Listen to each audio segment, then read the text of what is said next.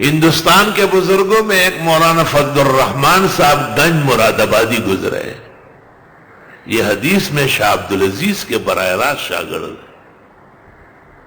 مولانا اشرف علی صاحب بھی 2 مرتبہ جب کانپور میں مدرس تھے یا رامپور میں ملنے گئے، دونوں دفعہ بدمزگی ہوئی. وہ بہت سخت منتظم قسم کے آدمی تھے. تو وہ درس دے رہے تھے. بخاری شریف ان کی مشہور تھی کیونکہ شاہ عبدالعزیز سے پڑھی ہوئی تھی.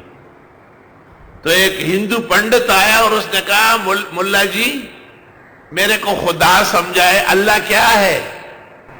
آپ نے کہا من موہن، من موہن. وہ فوراً چلا گیا، نہا کے کپڑے پہن کے واپس آیا. کہا پڑھا کلمہ پڑھا تیرا والا. من موہن مانا جو دل پر اثر کرے، جس کے اختیار اور قبض و قدرت میں دل ہے.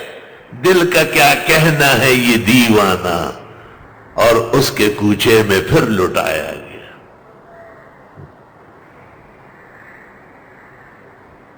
لا الہ الا اللہ.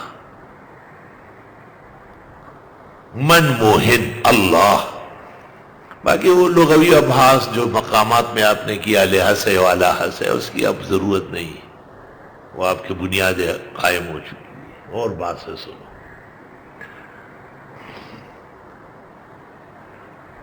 بہائے خون اگر تو عاشقوں کا، تو ہر قطرے سے نکلے نام اللہ.